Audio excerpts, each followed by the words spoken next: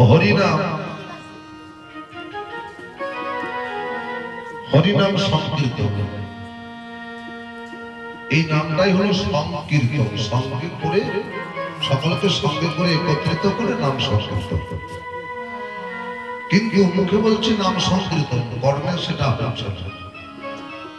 আমরা যে যার সেটা আলাদা আলাদা। আমি ভালো থাকবো, আমি ভালো খাবো, ভালো করবো, সকলে ভালো থাকলে তবে আমি ভালো থাকবো।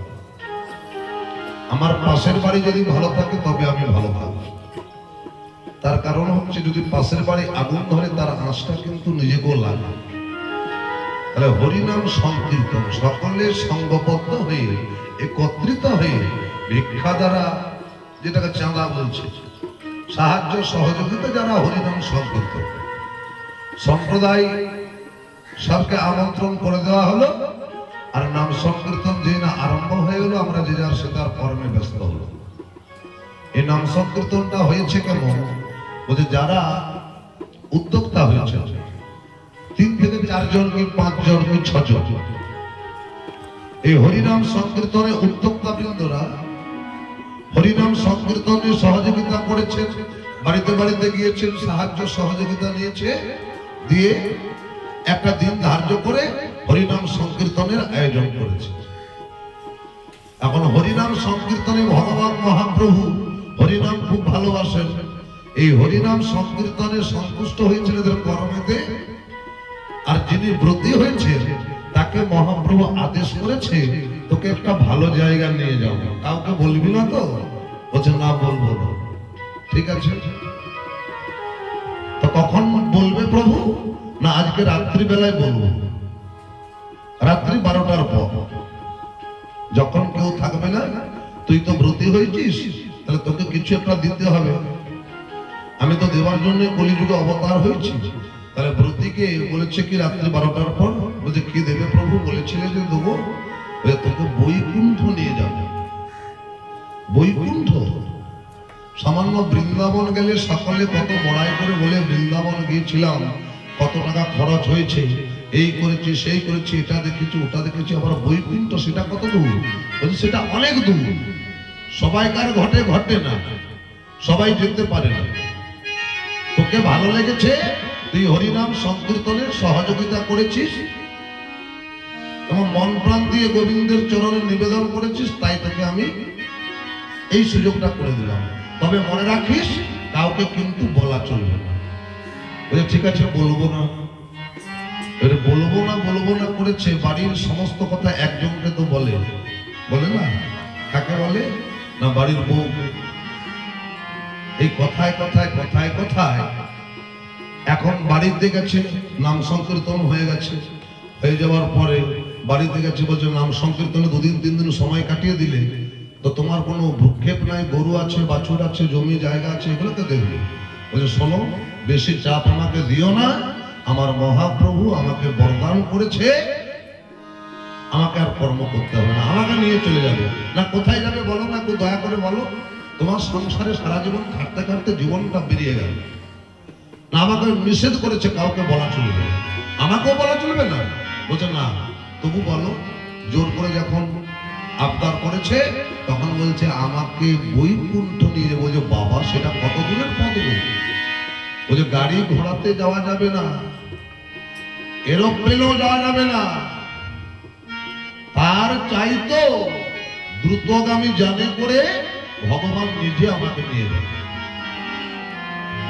বাড়ির বউ মনে মনে চিন্তা করছে, তোর সংসারে এত কাজকর্ম, আর তুই যাবি বৈকুণ্ঠ, আর আমি সংসারে ঝামেলা সহ্য করব। আমি তোমার পায়ে পড়ি, অনুরোধ করছি, দেখো আমাকেও নিয়ে যাবে। ঠিক আছে, তাহলে তোকেও নিয়ে যাবো, কিন্তু মনে রাখিস কাউকে বলবি না। বলছে না না, মাথা খারাপ, কাউকে বলবো?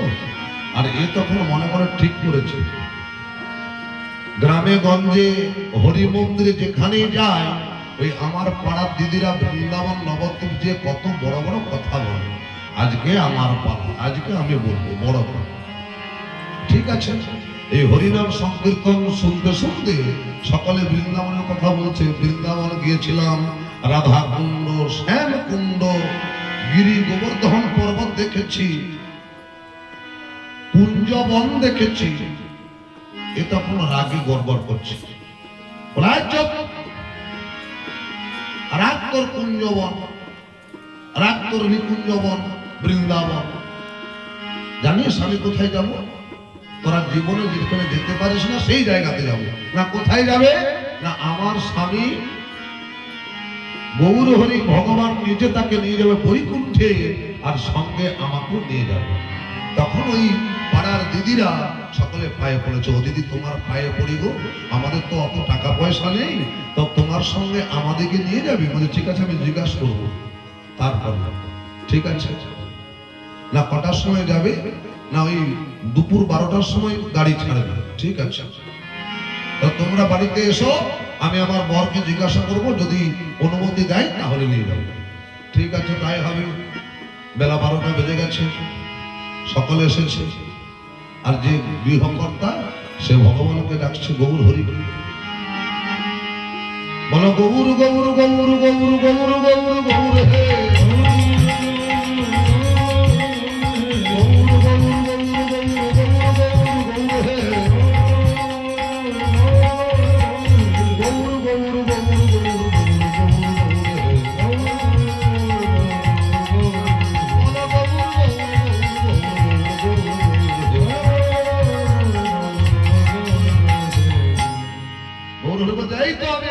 অত চিন্তা কিসে? সময় দিয়েছি বেলা 12টা এসে গেছে। গৌর হরিকে বলছে, ও গৌর হরি, আমি তো একা নই গো, আমার সঙ্গে আমার নিজের স্ত্রী পর্যন্ত যাবে বলছে। ঠিক আছে, তোর স্ত্রী তো আর ভালো কর্ম করেনি, তুই ভালো কর্ম করেছিলি, তাহলে তোর পা দুটো যদি ধরতে পারে জড়িয়ে ওইভাবে যেতে হবে। গৌর হরি এসেছে, যে ব্রতী সে দেখতে পাচ্ছে, ব্রতীর বউ কিন্তু দেখতে পায় না। কই গো তোমার গৌর? বলছে এই তো গৌর হরি। তাহলে সবার চোখে কি গৌর দর্শন হয়? হচ্ছে না। ঠিক আছে, গৌর হরি আমাকে নিয়ে যাবে, তোমাকে যদি যেতে হয় তুমি আমার চরণ দুটো জড়িয়ে ধরবে, শক্ত করে ছেড়ো না। মাঝপথে পড়ে গেলে কিন্তু একদম বলা হরি হরি বল হয়ে যাবে। তাহলে গৌর হরি হাত ধরে টেনে তুলে নিয়ে যাচ্ছে। কোথায় যাবেন না? বৈকুণ্ঠে। ওরা হাত ধরে যাচ্ছে, আর ওই ব্রতী যে হয়েছিল তার বউ তার চরণ দুটো ধরেছে। এবার যেই না চরণ দুটো ধরেছে, ওই পাড়ার দিদিরা বলছে, ও দিদি তুমি চলে যাচ্ছ, দেখতে পাচ্ছি আস্তে আস্তে উঠছো, আমাদেরকে নিয়ে যাবে না? গৌর হরি বলছে, তোর চরণগুলো ধরতে বল, একে অপরের চরণগুলো জোড়াজড়ি করে ধর, সবাইকে নিয়ে যাবে। তাহলে সবাই সবাইকার চরণ ধরেছে, আর গৌর হরি বিমানে করে নিয়ে যাচ্ছে উপরে বৈকুণ্ঠে। বৈকুণ্ঠে চলে গেছে, আর মাত্র 1 হাত 1.5 হাত বাকি, চলেই গেছে। আর একটু ধৈর্য ধরলেই পৌঁছে যায়। এমন সময় ওই পাড়ার দিদিরা বলছে, হ্যাঁ গো দিদি, বাড়িতে বলে এলাম না কতদিন লাগবে, আর তুমি জিজ্ঞাসা করেছো কতদিন লাগবে? না না আমি জিজ্ঞাসা করিনি। সে কি গো, আমার বাড়িতে গরু আছে, বাছুর আছে, নাতি নাতনি, আমি ছাড়া যে অচল, চলে এলাম। বলছে রাখবে যা তোর নাতি নাতনি, আমার বাড়িতে যা অবস্থা হচ্ছে না, না কি হচ্ছে না, আমার এখন বাগানে কত বড় বড় আম, 1 বিঘা শশা চাষ করেছি, কত বড় বড় শশা, এইসব কত কথন করছে।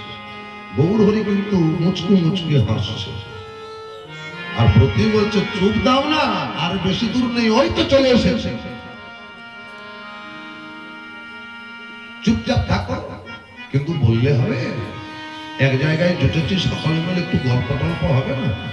হ্যাঁ, এখন বলছে আচ্ছা দিদি, ওই আমাদেরও শশা লাগিয়েছিল, শশা গাছে লাল হয়ে মরে গেছে, তোমাদের শশা কত বড় বড় হচ্ছে? বলছে অনেক বড় হচ্ছে, পাগুলো জড়িয়ে ধরে আছে তো, অনেক বড় হচ্ছে। না কত বড় হচ্ছে একটু দেখাও না? বলছে না না অনেক বড় হচ্ছে। বলছে দেখাও না? তখন বলছে এত বড়, পা ছাড়া হয়ে গেছে। যে না বলেছে এত বড়, অমনি সবাই মিলে ব্রতী হয়ে গেল বৈকুণ্ঠে, বাকি যারা ছিল বলহরি। এই নরক, এই আপনাদের এখানে হরিনামটা ওই রকম হচ্ছে না? বলুন সবাই যাকে যা চেয়েছে সবাই মেনে নিয়েছে। 2000, 5000, 1000, 500 যে যেমন পেরেছে সহযোগিতা করেছে। ওই সহযোগিতাই করেছে, টাকা পয়সা দিয়েছে, অভাব তো নাই। পয়সা দিয়ে দল করেছে, দল তারা গাক না, ঘরে বসে বসে শুনতে পারে। ওই বৈকুণ্ঠে যাওয়ার মতন অবস্থাটা হচ্ছে না। হ্যাঁ, আমার 7টা গরু আছে, আমার 5টা গায়ে গরু আছে। এখন এই যে এই বাবুরা সব এখন ওই গোয়ালা হয়ে গেছে। ভালোই হয়েছে, দেবের দুর্লভ দুধ গোবিন্দ সেবায় লাগছে। বলি বাবা, তোমরা একটু গোবিন্দ সেবায় লাগো গো, তোমরা একটু গোবিন্দ সেবায় লাগো, দেখো গাভী চাষ আরো ভালো হবে। রাধে রাধে। তা আমাদের এইরকম অবস্থা হয়েছে। তো যাই হোক, আজকে শুনুন, এক ভক্তের বাড়িতে সেবা হয়েছে। ভক্তের নাম কি না অদ্বৈত প্রভু শ্রীবাসঙ্গনে হয়েছে। তাহলে শ্রীবাসঙ্গনের সেবাটা হয়েছে। তা আমরাও এক ভক্তের কথা জানব। ভক্তের নাম প্রভু অদ্বৈত আচার্য। ওই অদ্বৈত আচার্য সারা জীবন গোবিন্দ আরাধনা করেছে। গৌর এসো হে, এসো হে, এসো হে ডেকেছে। গৌর হরি এসেছে, গৌর হরির সঙ্গে নাম সংকীর্তন করেছে। কিন্তু হলে কি হবে, গৌর হরি গুরু রূপে বরণ করে ফেলেছে। অদ্বৈত প্রভু ভক্ত রূপে হতে পারল না। মনের মধ্যে একটা খিদা হয়ে গেল। গৌর হরি চরণ নিবেদন করলো, গৌর হরি এই রূপে তোমাকে চাই না, আমি তোমার ভক্ত রূপে আসতে চাই। গৌর হরি বলল তাই হয়, কোন চিন্তা নেই, এই জন্মে তো হবে না প্রভু, আরেকবার জন্মগ্রহণ করতে হবে। একবার কেন, 1000 বার জন্মগ্রহণ করবো যদি তোমাকে। আর আমরা সামান্য একটু কষ্ট হলে ভগবানের বিচার নাই, আর ভালো লাগেনি, এত লোকের মরণ হচ্ছে, আমার হয়নি। কত রকম তিতিক্ষা বলুন দেখি। এই সংসার হলো দুঃখালয়, এখানে কোনোদিন সুখ পাবেন না, কেউ পাবেন না। যে যত বেশি রোজগার করবেন তার তত বেশি অভাব হবে। চাহিদাটা যদি সীমাবদ্ধের মধ্যে থাকে, অশান্তি কম হবে, অভাবও কম হবে। আর চাহিদা বাড়লে রোজগার বাড়ছে, আর যত রোজগার বাড়বে চাহিদা দিনের দিন বেড়ে যাচ্ছে, পূরণ আর হবে। যোগীর চিন্তা জগন্নাথ, ফকিরের চিন্তা মক্কা। যারা হরিনাম ভালোবাসে তাদের একটাই আশা, আবার কখন বছর ঘুরবে, হরিনাম সংকীর্তন হবে, যেমন আপনারা এই কয়েকজন। ফকিরের চিন্তা মক্কা। ফকির গ্রামে গ্রামে ঘুরে, তার লক্ষ্য ওই ভিক্ষা করতে করতে যেদিনই উপার্জন বেশি হবে, মক্কা যাবার টাকা জোগাড় হবে, যাবো আবার মক্কা। শিশুর চিন্তা শুধুই মাকে। এই যে বাচ্চা ছেলে, এর একটাই চিন্তা, মা যেমন কোথাও না যায়, আমার কাছে সব সময় থাকে। মা আমার খাদ্য বস্তু, মা আমার আরাধ্য দেবী, মা আমার পৃথিবী, মা আমার সব কিছু। শিশুর চিন্তা শুধুই মাকে, নাই কোনো আশা। আর নিষ্কর্মা লোকের শুধুই নেশা। নিষ্কর্মা যারা কর্মকে ভালোবাসেন, দেখবেন সুস্থ শরীর আছে, বেশ গাট্টা গোট্টা গোল গাল, দেখবেন দিনরাত খাচ্ছে দাচ্ছে আর ঘুমাচ্ছে, তাদের নেশা শেষ নেই। বসে থাকতে থাকতে মানে হাতের গপ্তা ঘষছে, আবার গপ্তা ঘষতে ঘষতে কেউ যদি বিড়ি খায় একটা দেন আর এসে বিড়িও টাকছে। নিষ্কর্মা লোকের শুধুই নেশা, তাস জুয়া পাশা। আর বিষয়ী লোকের শুধুই আশা, 99-এর ধাক্কা। আমরা এখন 99-এর ধাক্কায় পড়ে গেছি। এই 1 আর পূরণ হচ্ছে না, 100 করার জন্য এত পরিশ্রম, ছোটাছুটি দিন রাত। কিন্তু অদ্বৈত প্রভু জন্মগ্রহণ করলেন ধারেন্দ্রগ্রামে। তার আশাটা কেমন দেখুন। ধারেন্দ্রাতে জন্ম নিল দুঃখী মন্ডল, ধারেন্দ্রাতে ধারেন্দ্রাতে জন্ম নিল দুঃখী মন্ডল,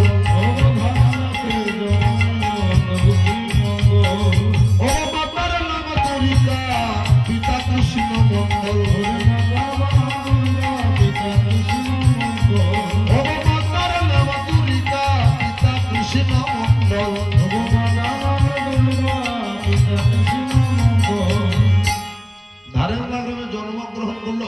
জগৎ প্রভু দুঃখী মন্ডল রূপে। মাতার নাম দুরিকা দেবী, বাবার নাম কৃষ্ণ মন্ডল। পুত্র হেরি পিতা মাতার আনন্দ না ধরে,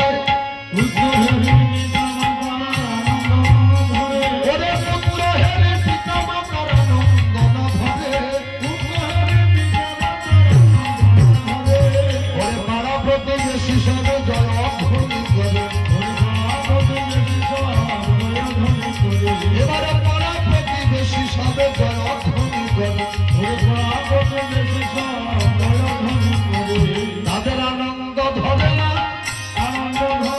তাদের আনন্দ ধরে না, পুত্র হেরি পিতা মাতার আনন্দ ধরে না। আমরা পাড়া প্রতিবেশী সবে জয়ধ্বনি করি,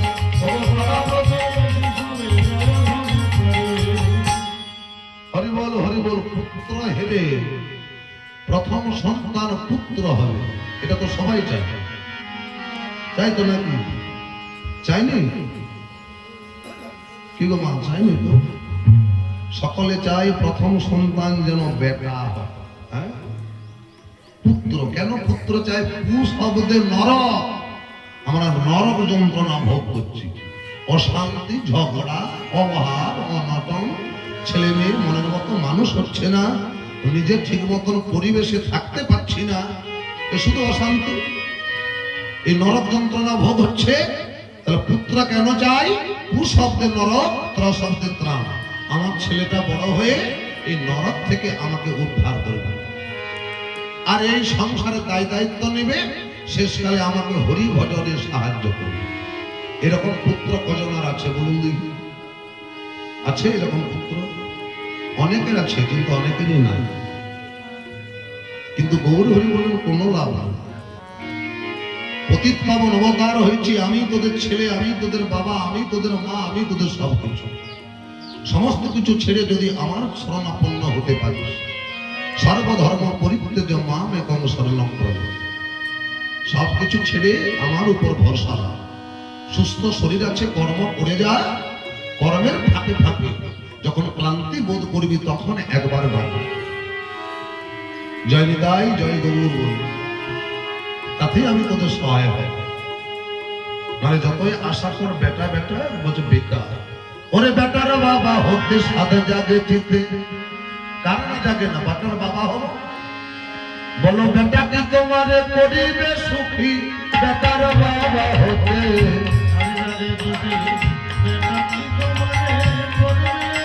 বলো বলো বেটার বাবা হতে সাথে জাগে চিতে,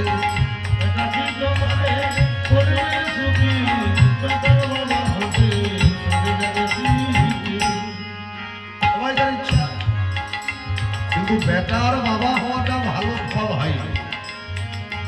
ভগবানের বাবা হয়েছিল, ভগবানের বাবা। 4 অংশে ভগবান জন্মগ্রহণ করেছিল। রামচন্দ্র অবতার, রাম, লক্ষ্মণ, ভরত, শত্রুঘ্ন। ওরে 4 বেটার বাবা দশরথ রাজা, দেখো দেখো 4 বেটার বাবা দশরথ রাজা।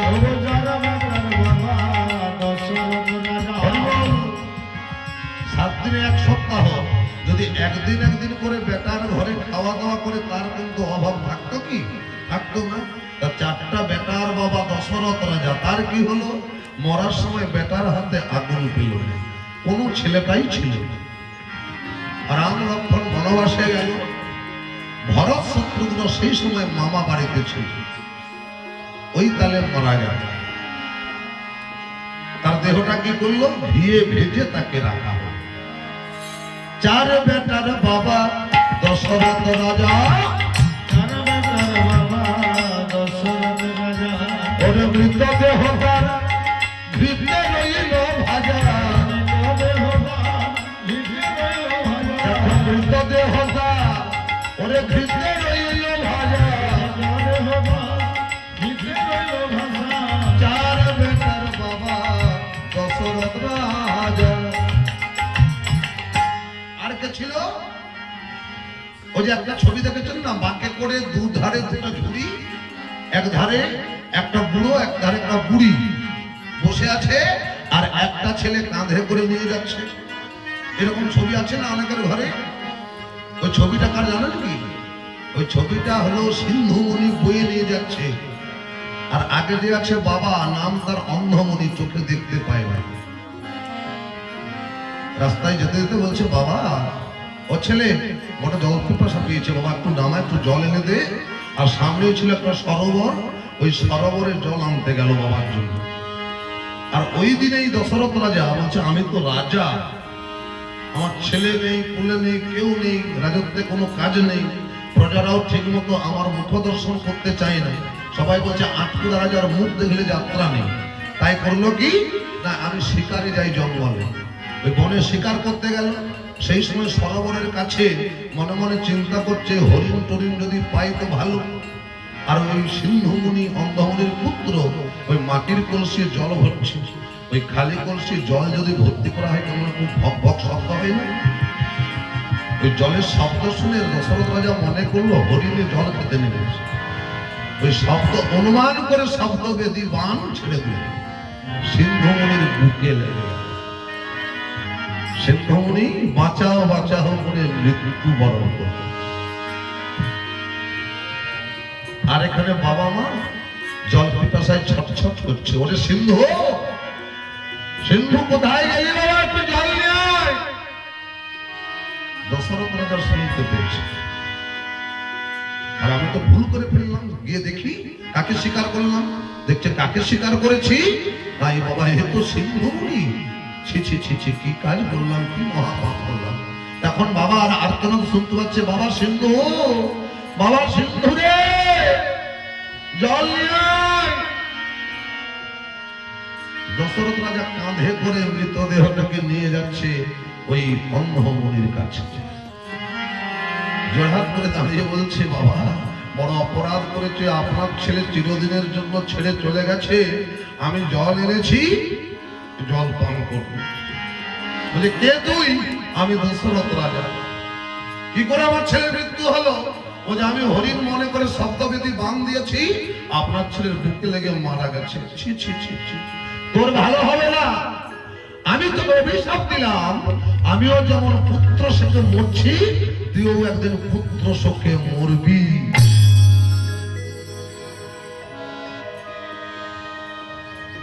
বলেই সিন্ধুমণি মারা গেল, অন্ধমণি মারা গেল।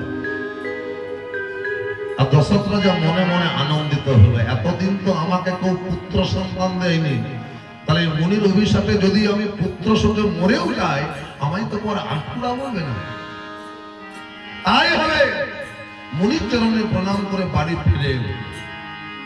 তাই পদকর্তা বলছে কি, ওরে চার বেটার বাবা দশরথ রাজা,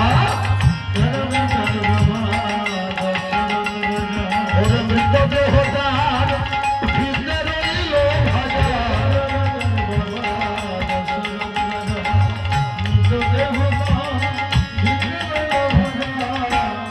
আবার অন্ধমণির পুত্র সিন্ধুমণি ছিল,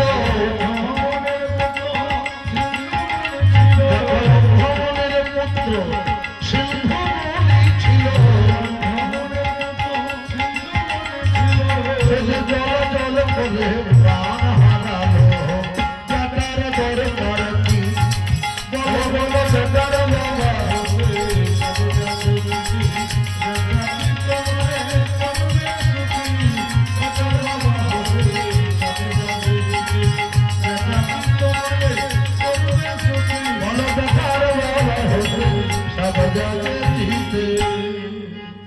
বেটার বাবা হওয়া ভালো। ও বাবা, না থাকার এক জ্বালা, আর থাকার শত জ্বালা। যার নাই তার একটাই জ্বালা। গোবিন্দ, তোমার চরণে নিবেদন করার মতো একটা সন্তান দিলে না, একটাই কামনা। আর যার আছে ছেলেটার যেন অঘটন কিছু না ঘটে। প্রথম, দ্বিতীয়, ছেলেটার একটু মুক্তি দাও প্রভু, একটু রাগটা ঠান্ডা করো।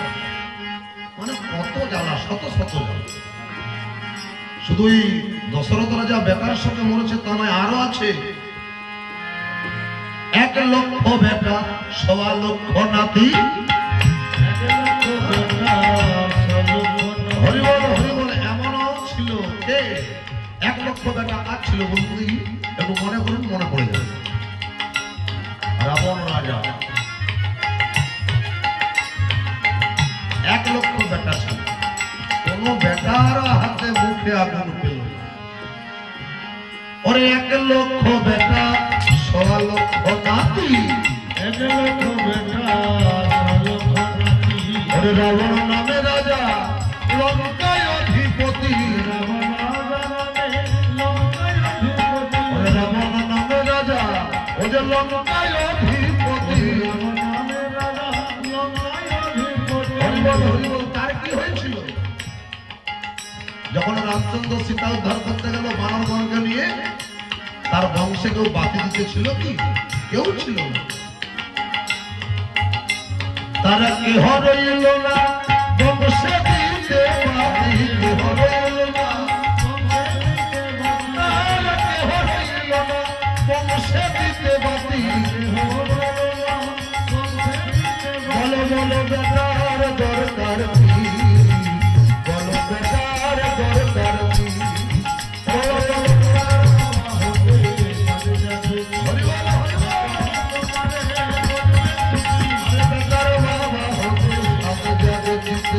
বেটা কি তোমারে করিবে সুখী?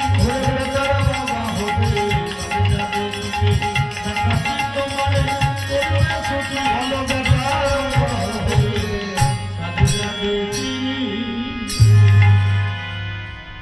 তাহলে পদকর্তা লাস্টে কি বলছে? তাহলে এত তো শুনলি আর বেটা চাস? তাহলে ভগবান কি বলছেন জানেন? ওরে বেটারে চিন্তায় এখন ছাড়ো রে মন। হরিবল হরিবল। যারা যারা বেটার মা বেটার বাবা একটু মনে মনে করে দেখুন তুই কত সুখ। বাবা যাতে তোর বাবা একটু মাঠে গেছে, একটু জলটা পারবো না, তারা মনে মনে অনুভব করুন কত সুখে আছে। ওরে বেটারে চিন্তায় এখন ছাড়ো রে মন। হরির চিন্তায় দুদিন হল রে মন। বেটারে চিন্তায় এখন ছাড়ো রে মন। হরির চিন্তায় হরে মন। ওরে বেটারে চিন্তায় এখন ছাড়ো রে মন। বেশি দিন নয়, মাত্র 2 দিন। আরে বাবা 365 দিনে 1 বছর 363 দিন। এই বেটার ভবিষ্যৎ করো, মাত্র 2 দিন হরির চিন্তা করো। বেশি দিন করতে হবে না, 2 দিন করো, তাতেই বেটার মঙ্গল। বেটারে চিন্তায় এখন ছাড়ো রে মন। হরির চিন্তায় 2 দিন হরে মঙ্গল। বেটারে চিন্তা ছাড়ো রে মন। হরির চিন্তায় ডুবিও ওরে মুখে বলো হরি যাবে ভাব তরি। মুখে বলো হরি যাবে ভাবতরি। ওরে মুখে বলো হরি যাবে ভাব তরি। ওরে দেও তো সঙ্গে যাবে না যাবে না বেটার দরকার কি? ওরে বলো বেটার বাবা হবে।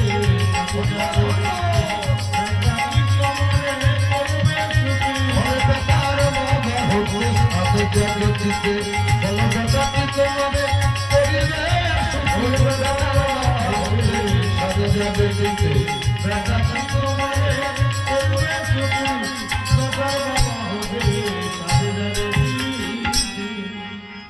তাহলে এই তো আমাদের সংসারের অবস্থা। বলুন পদাবলীর সঙ্গে নিজেদের জীবনের কথাগুলো মিলছে না? মিলে বৈকুণ্ঠে যাওয়ার মতন অবস্থা। আর ওই বেটার চিন্তা করে করে বেটার চিন্তা করে করে নিজের দফা রফা, কি করলে ভালো হবে, কি করলে ভালো থাকবে, কিন্তু ভালোটা আর হচ্ছে না। জগতে যেটা ভালো সেটাকেই তো বর্জন করছে। পৃথিবীতে সবকিছু কালো, কিন্তু একজনই ভালো। কে? না আমার গৌর হরি। পৃথিবীতে যত ধন আছে, নাম ধনে ধনী যারা, তাদের অভাব নাই। বলছে এটা এমন ধন যত বিলাবেন তত বাড়বে। আর বিষয় ধনে ধনী যারা, যত দিবেন তত ফকির হবে, ঋণের দায়ে জর্জরিত হবে, ঘর ছেড়ে পালাতে হবে। তাহলে এবারে চিন্তা করুন কোন ধনটি ভালো। নাম ধনে ধনী যারা, তাদের কোনো চিন্তা নেই, যত দিবেন তত বাড়বে। আপনি যদি কাউকে দেখে বলেন জয় নিতাই, সঙ্গে সঙ্গে আপনাকে বলবে হরি হরি বল, জয় নিতাই, বেড়ে গেল। তার শুনে আরেকজন বলল, আরেকজন বলল। আর যদি পকেটে করে 1000 টাকা এনেছেন নাম শুনতে, আর যদি সবাইকে বসে আছে এই নে ফুচকা খাবি 50 টাকা রাখ, 100 টাকা রাখ, ওই কত কম, 10 মিনিটও লাগবে না, দিতে দিতে দিতে দিতে শেষ হয়ে যাবে।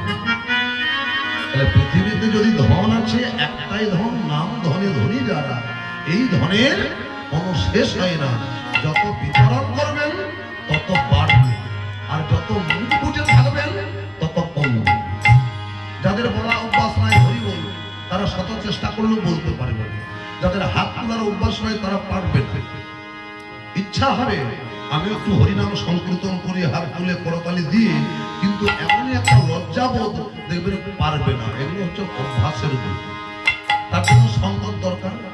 যে কজন আছেন এটাই যথেষ্ট, সঙ্গতেই যথেষ্ট।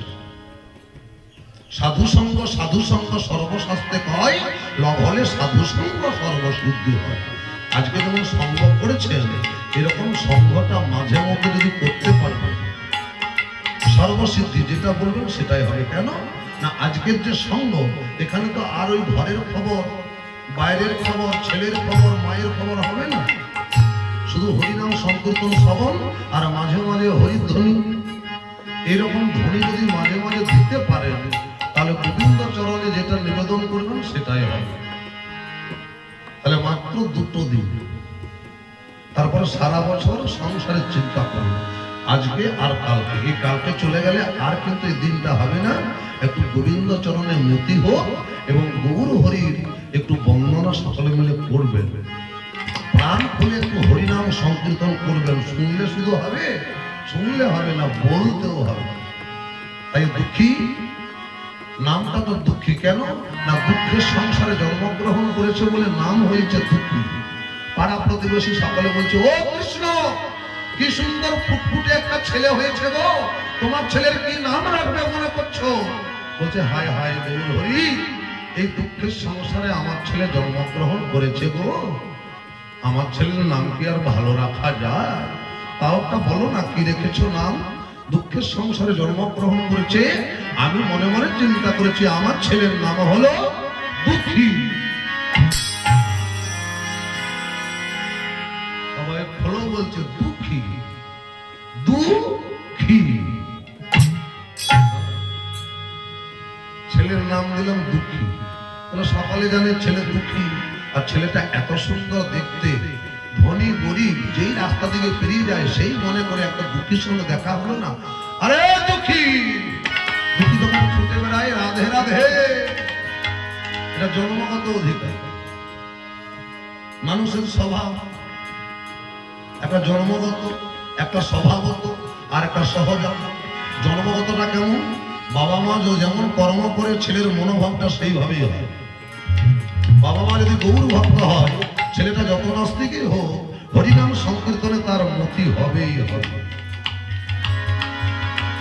আর স্বভাবত, অনেকের স্বভাবের একটু দোষ থাকে, যতই ভালো করে ভালোবাসে তবু বলবে আমায় দেখতে পারে না, এটা স্বভাবের দোষ।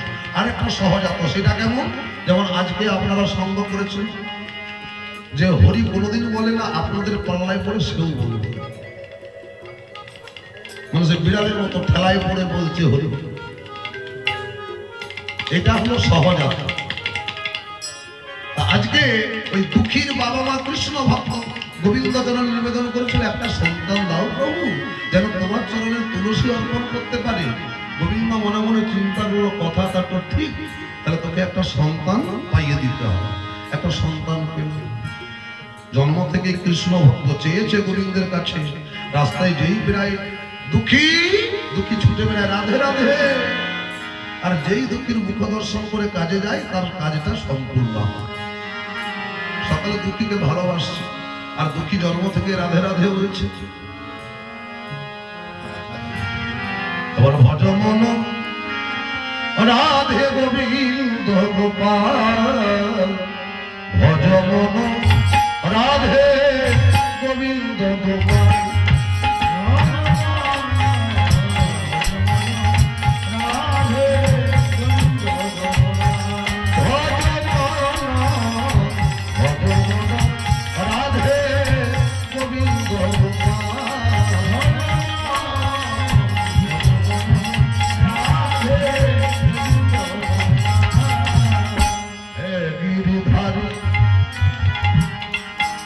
বিহারে হে বিহারে কুঞ্জ বিহারে বল হে গিরিধারী কুঞ্জ বিহারে হে গিরিধারী কুঞ্জ বিহারে তোমার বলে দুলে বন ফুল মা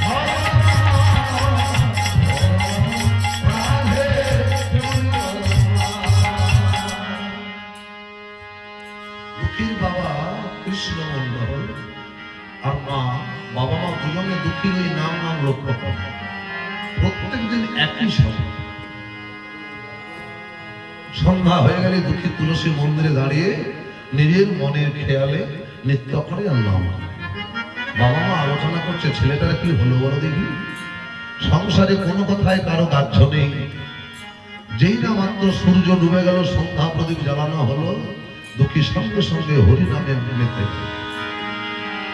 আর দুঃখীর মনে অনেক প্রশ্ন বাবা মা জিজ্ঞাসা করছে বলছে এই দুঃখী তুই এত হরি নামে মন দিয়েছিস কেন বলছে বাবা হরিনাম ছাড়া আমার আর কিছু ভালো লাগে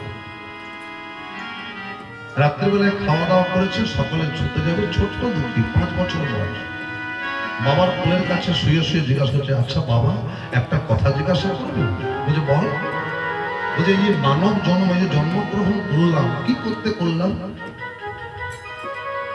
মানুষ জন্মগ্রহণ করেছি কি করার জন্য আমরা সবাই জানি কিন্তু ভুলে যাই মনে রাখলেও মনে করতে চাই না কৃষ্ণ ভজিবার তরে সংসারে আইনি কৃষ্ণ ভজিবার তরে সংসারে আমরা কৃষ্ণ ভজিবার তরে সংসারে আইনি কৃষ্ণ ভজিবার তরে সংসারে আইনি সবাই তো পড়েছেন শুনেছেন না তাহলে ভজলাম না কেন দুঃখী বলছে তাহলে বাবা কৃষ্ণ ভজিবার জন্য যদি গোবিন্দ ভজনা করার জন্য যদি সংসারে এসেছি সংসারে কেউ পাঠিয়েছে তাহলে ভজলাম না কেন বলছে কি করে ভজবে বাবা যেমন তুই আমার গোপাল তুই আমার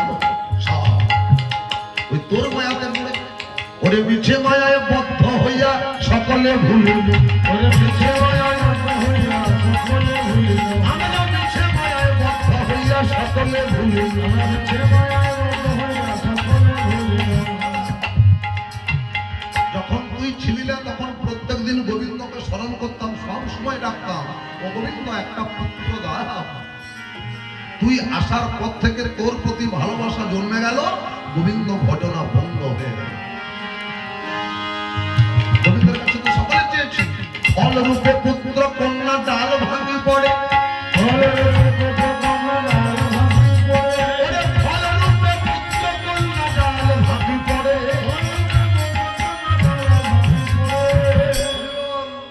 এমন ফল এখন হাইব্রিড গাছ বেরিয়েছে না দেখেছেন তো হ্যাঁ আম গাছ পেঁপে গাছ এমন ফল ধরেছে ওই গাছের ডালটাকে দুটো বাঁশ লাগিয়ে ঠেলে তুলে ধরতে হবে নালে ভেঙে যাবে ওই বাবা মায়ের অবস্থা এমন ছেলেদের এত বড় বড় চাহিদা বাবা মা ঋণ করছে দেনা করছে জমি বন্ধক দিচ্ছে তবু ছেলেকে চাহিদা মেটাতে পারছে না মানে বাবা মায়ের হাত পা মাথা সব কিসের জন্য ওই ছেলের চাহিদা মেটাচ্ছে প্রশ্ন করছে না কেন দেবো না বললে ঘরে দরজা বন্ধ, মরে যাব, বাস।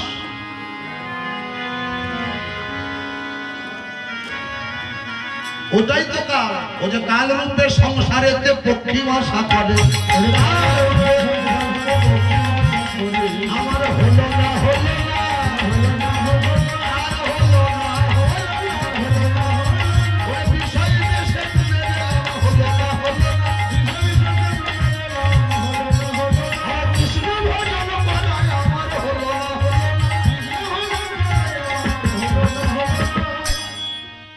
এবার তো কি বলছো তাহলে বাবা তুমি বলো না আমায় কি করতে হবে, আমায় কি করতে হবে? তুই যেমন নাম করছিস তেমন নাম কর।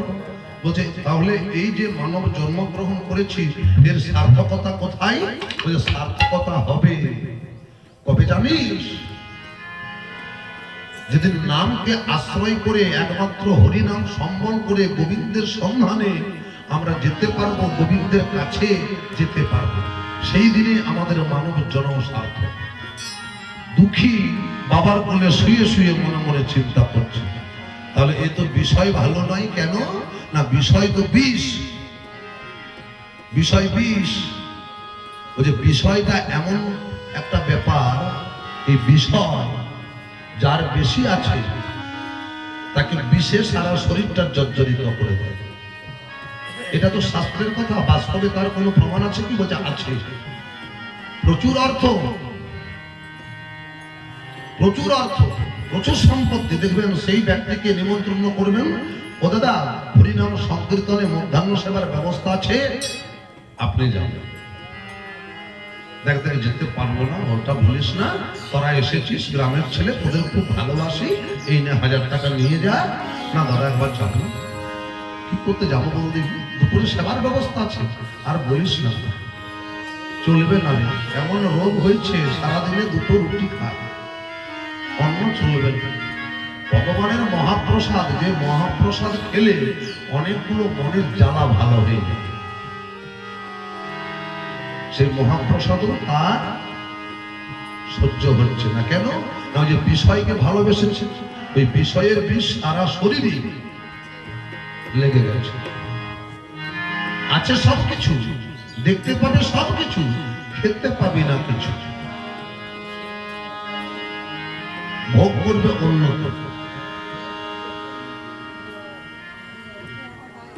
তাহলে দুঃখী মনে মনে চিন্তা করে, তাহলে এই সংসারে থেকে তো হবে না, এই সংসার বিষয়, এই বিষয়টাই সংসার শুধু দাও।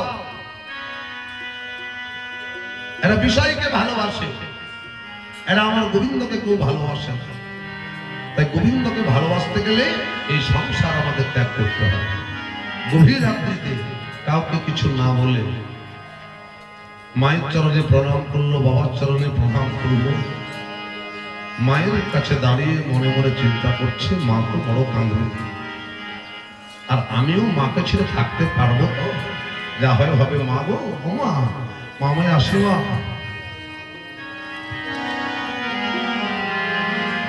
পরে আমি চলে যাই, আমি চলে যাই, আমি চলে যাই, আমি চলে যাই, চলে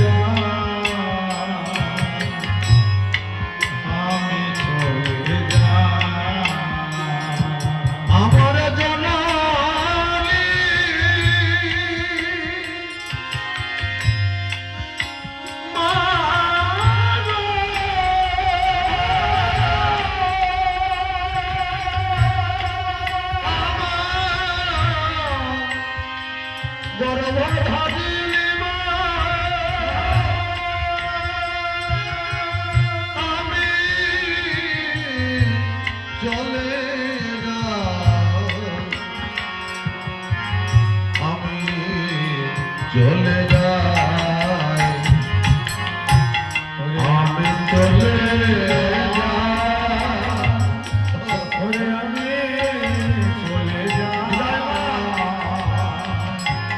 ওমা,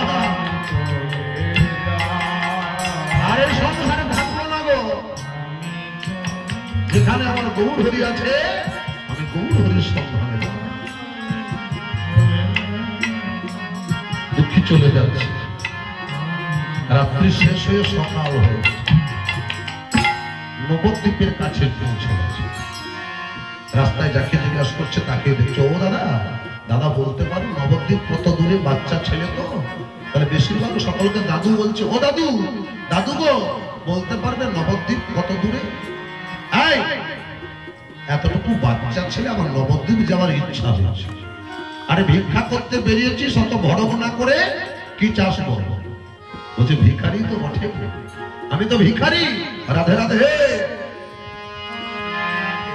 আমি তো ভিখারি, তবে আমি অর্থের ভিখারি নই, জানো?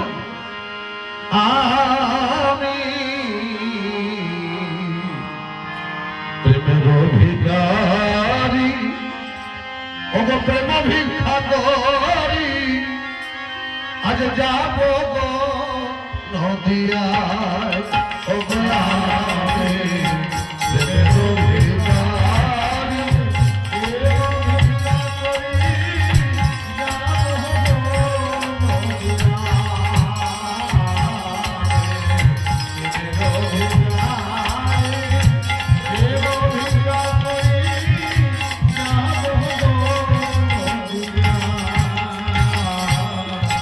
একবার হরি হরি বলে দুটি বাহু তুলে,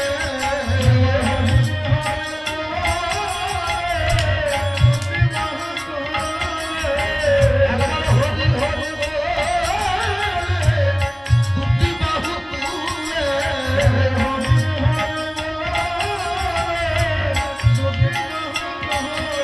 হরি হরি বল,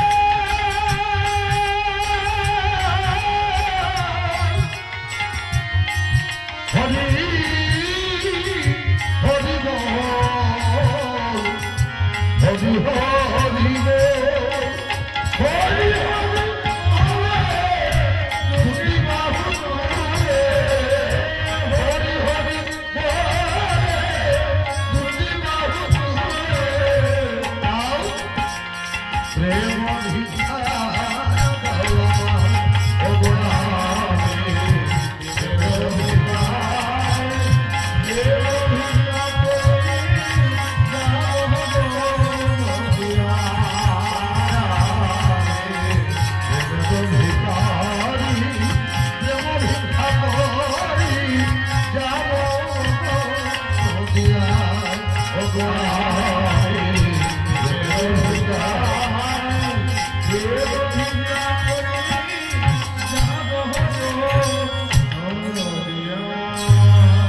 হরিবল হরিবল হরিবল। পৃথিবীতে এখনো খারাপ হয়নি, খারাপের সংখ্যা খুব কম, অধিকাংশ ভালো আছে। কিন্তু খারাপের প্রাদুর্ভাবটা এত বেশি, একটা খারাপ 100 জনকে খারাপ করতে পারে। কেরোসিনের মতো 1000 জন ভক্ত সেবাতে একটু কেরোসিন ফেলে দেন, সেবার দ্রব্য সব নষ্ট হয়ে যাবে। খারাপের প্রাদুর্ভাবটা অত বেশি। সবাই তো খারাপ নয়, দেখে নিয়েছে। ওই যে নবদ্বীপ, ওই নবদ্বীপে একটা আশ্রম দেখতে পেয়েছে। আশ্রমে লেখা আছে হৃদয় চৈতন্য ঠাকুরের আশ্রম। আশ্রমের বাইরে থেকে ডাকছে, জয় প্রভু হৃদয় চৈতন্য ঠাকুর কি, হৃদয় চৈতন্য ঠাকুর কি। হৃদয় চৈতন্য প্রভু চমকে গেছে। কে রে? বাচ্চা ছেলের কণ্ঠস্বর। ওরে দেখ দেখ দেখ, কে এসেছে, যা। শিষ্যরা ছুটে গেছে, গুরুদেব একটা ছোট বাচ্চা, নিয়ে আয় নিয়ে আয়। বাচ্চাটাকে নিয়ে এসছে, বাচ্চাটি জোড়া হাত করে গুরুদেবের সামনে দাঁড়িয়ে আছে। আরে ছেলে, এত কম বয়সে এসেছিস এই আশ্রমে কি করতে? না, আমি বাবার কাছে শুনেছি হরি ভজন করা মানব জীবনের সার্থক। আমি হরি ভজন করতে চাই গুরুদেব, আমায় দীক্ষা গ্রহণ করতে হবে, আমায় দীক্ষা দেবে। গুরুদেব বলছে, হ্যাঁ রে, এইটুকু বাচ্চা ছেলে, বাবা মাকে ছেড়ে এসেছিস, থাকতে পারবি? বলে পারবো। আমায় দীক্ষা দান করো। দেখ, আমি এমনি এমনি তো দীক্ষা দিই না, তো দীক্ষা নিতে গেলে একটু পরীক্ষা দিতে হবে। যেমন সব জায়গাতে পরীক্ষার ব্যবস্থা আছে, ভালো স্কুলে পড়াশোনা করতে গেলে ছেলেটিকে একটা পরীক্ষা দিতে হয়, ওই পরীক্ষায় মিনিমাম একটা নাম্বার পেলে তাকে স্কুলে এলাও করে, তাই তো নাকি? আর এখানে ভালো আশ্রম, ভালো গুরু, তো গুরুদেব বলছে আমার কাছে খুব পরীক্ষা লাগবে। কি পরীক্ষা গুরুদেব? এই সামনে গঙ্গা, নবদ্বীপ সামনে গঙ্গা, দেখছিস গঙ্গা বয়ে যাচ্ছে, আর আমার গোবিন্দ সেবার জন্য তুলসীর বাগান করা আছে।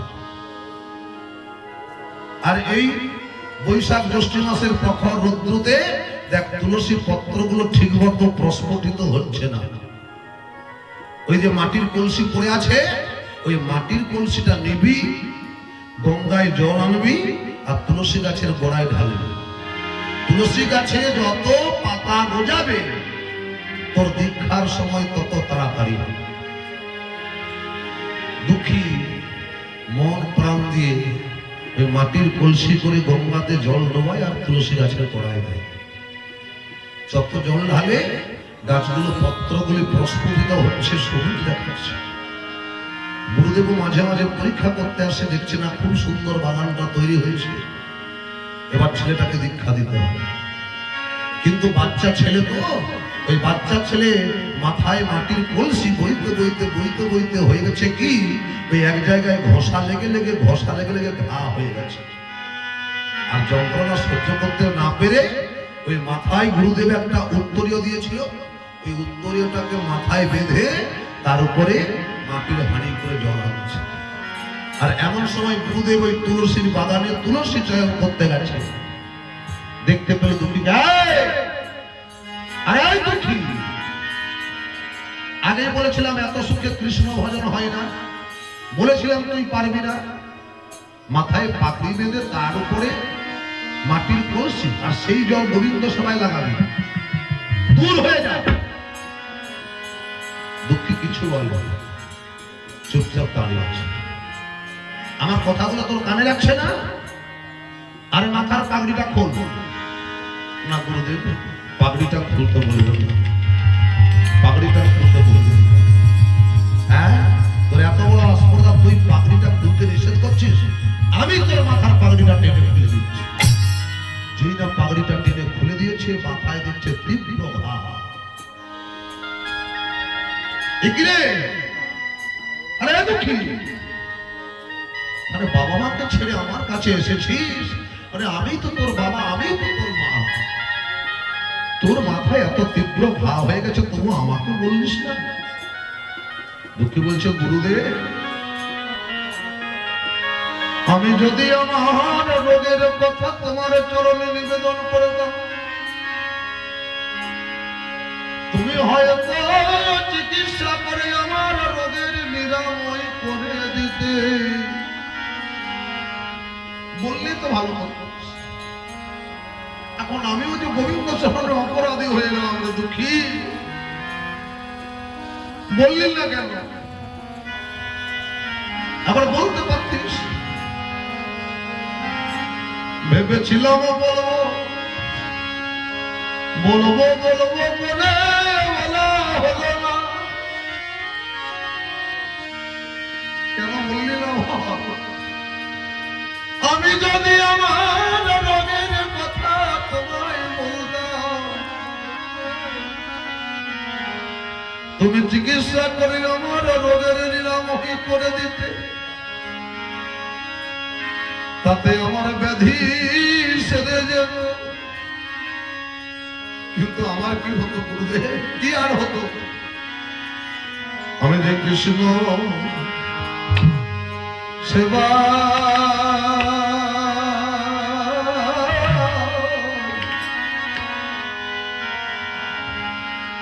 কৃষ্ণ সেবায় বঞ্চি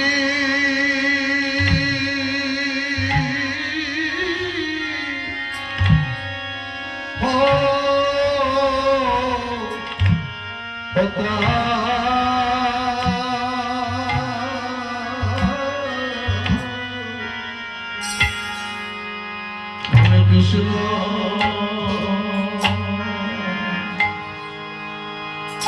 সেবা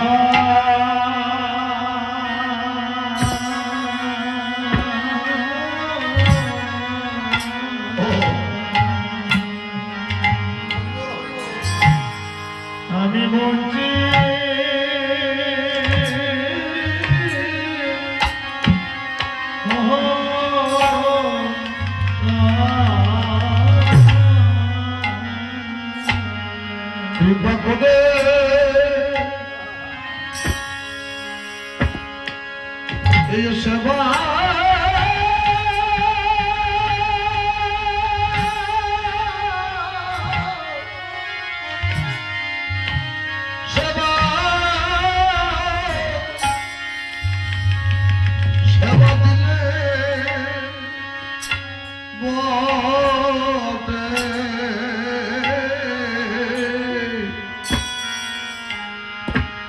আমি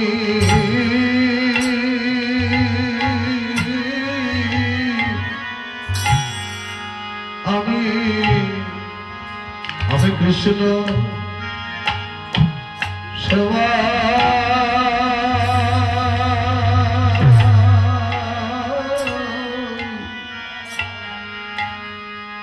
সেবায় মন্ত্রী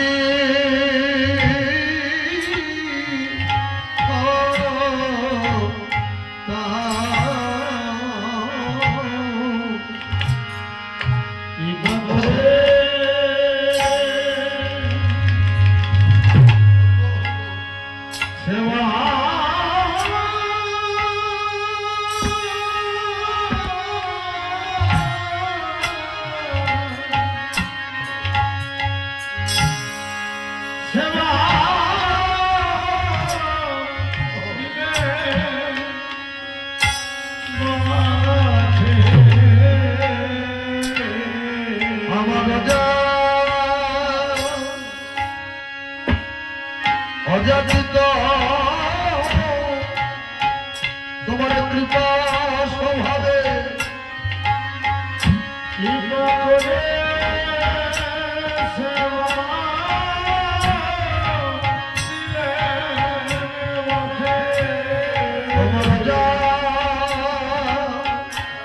অজাতিত কৃপা স্বভাবে কৃপা করে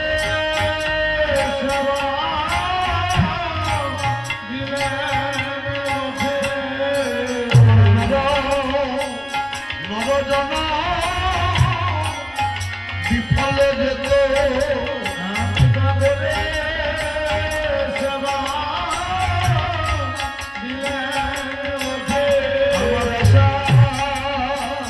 আসা যাওয়া ওরে বিফল হলো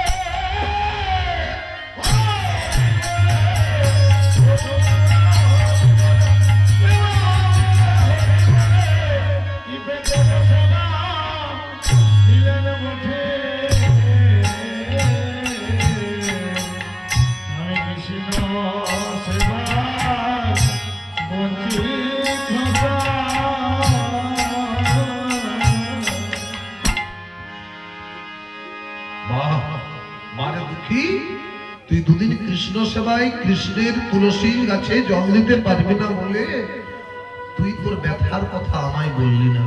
হ্যাঁ বাবা, তোর মতো ছেলের কাছে আমায় দীক্ষা নিতে হবে, আমি তোকে কি দীক্ষা দেব? এতদিন যেটা ছিল আমি তোকে দিয়েছি, তুই অনেক বড় জ্ঞানী হয়েছিস। তোর মতো ছেলেকে আমার কাছে শিক্ষা দেওয়ার মতো কিছু নাই। আয় আয়, তোর কানে কানে আমি মন্ত্র দিই, ওই মন্ত্র জপ করতে করতে তুই বৃন্দাবনে চলে যা। বৃন্দাবনে চলে যা। সেখানে কোথায় যাবো গুরুদেব? সেখানে জীব গোস্বামীর কাছে যা। ওই প্রভু তোকে কৃষ্ণ সেবা শিখিয়ে দেবে। তাই গুরুদেবের চরণে প্রণাম করে বৃন্দাবনের পথে রওনা হচ্ছে। চল রে মন বৃন্দাবন,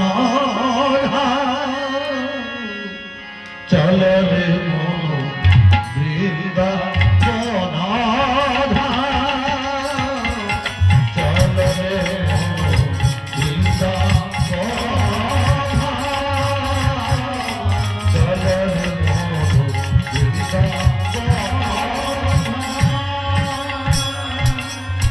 গঙ্গা যমুনা নির্মল পানি ওরে গঙ্গা যমুনা নির্মল পানি গঙ্গা যমুনা নির্মল পানি ওরে গঙ্গা যমুনা নির্মল পানি নির্মল পানি নির্মল বল নির্মল পানি বল নির্মল পানি। গঙ্গা যমুনার জল গায়ে লাগলে কি হবে? শীতল শরীর রে চল গঙ্গা যমুনাতে চল গঙ্গা যমুনাতে চল গঙ্গা যমুনাতে। গঙ্গার জল যমুনার জল গায়ে লাগলে কি হবে?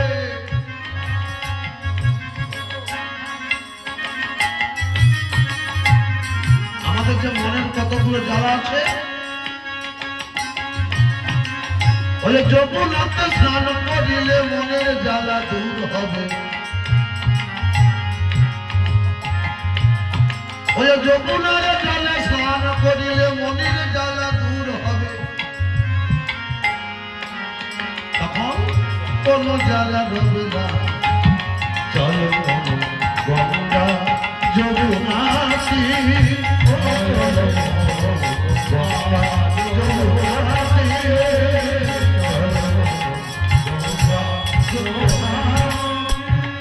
আর কি দেখতে পাবে যমুনায় গিয়ে, বৃন্দাবনে গিয়ে? ময়ূর মুকুট ঝলকত তাতে ময়ূর মুকুট ঝলকত তাতে ময়ূর মুকুট পীতাম্বর শোভে ময়ূর মুকুট পীতাম্বর শোভে পীতাম্বর শোভে পীতাম্বর শোভে রাখ পীতাম্বর শোভে সেখানে গেলে দেখতে পাবে গোবিন্দের মাথায় ময়ূরের মুকুট, পীতাম্বর শাড়ি মানে হলুদ রঙের শাড়ি গোবিন্দ পরিধান করেছে। আর কি আছে? কানে দেখতে পাবি ওই কুণ্ডল, তাতে যেমন বিজলতা দিচ্ছে। কুণ্ডল ঝল কথাই যে চল গঙ্গা যমুনাতে চল গঙ্গা যমুনাতে গঙ্গা যমুনা নির্মল পানি ওরে গঙ্গা যমুনা নির্মল পানি চল রে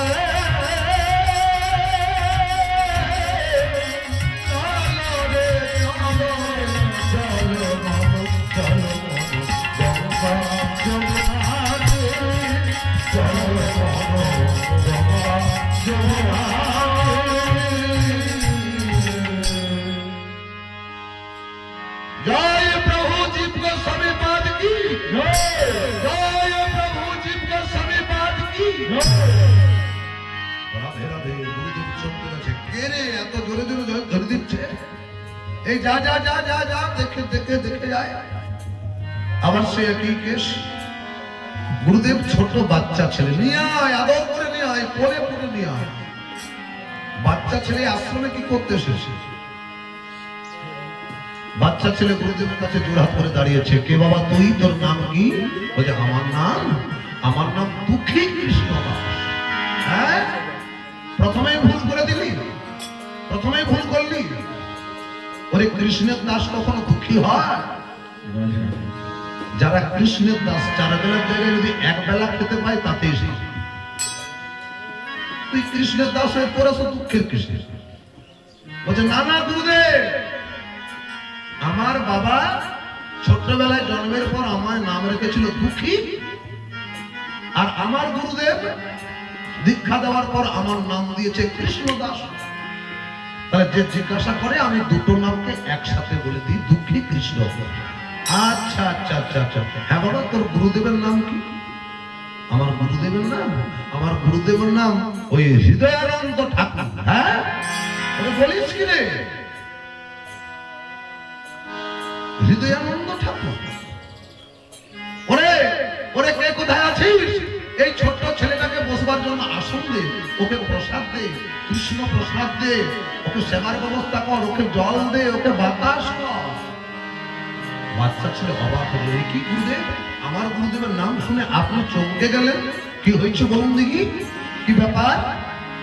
তুই জানবি না বাবা, তোর গুরুদেবের গুরুদেব ছিল, জানিস? তোর গুরুদেবের একজন গুরুদেব ছিল, নাম তার গৌরীদাস পণ্ডিত। তো গুরুদেব এইরকমই আপনাদের এখানে যেমন নাম সংকীর্তন হচ্ছে, এরকম নাম সংকীর্তনের সংকল্প করে চলে গেছে শিষ্য বাড়ি। সময় মতো আসতে পারেনি, আর যেই না সময় মতো আসতে পেরেছে, তখন গুরুদেবের অপমান হবে বলে তোর গুরুদেব হৃদয়ানন্দ ঠাকুর করলো কি, নাম সংকীর্তন আরম্ভ করলো। আর তোর গুরুদেবের গুরুদেব সেটা দেখে সহ্য করতে না পেরে তাকে ঘাড় ধাক্কা দিয়ে মেরে আশ্রম থেকে তাড়িয়ে দিল। ও বাবা, তাতে কি হয়েছে? শুধু সেটা নয়, শুধু সেটা নয়, কি হয়েছে জানিস? গভীর রাত্রিতে তোর গুরুদেবের গুরুদেবকে, তোর গুরুদেবের গুরুদেবকে মহাপ্রভু স্বপ্নাদেশ করল। স্বপ্নে কি দেখলো?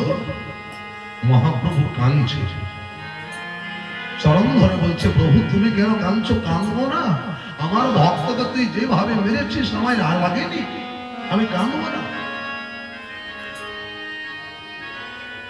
তোর গুরুদেব কাঁদতে কাঁদতে আশ্রম থেকে বেরিয়ে চলে গেল, আর সেই দিন থেকে মহাপ্রভু তোর গুরুদেবের গুরুদেবের সঙ্গ ছাড়া হয়ে গেল। আজ থেকে তোর সঙ্গ ত্যাগ করলাম, আমি আশ্রয় গ্রহণ করব হৃদয়ানন্দের হৃদয়ে।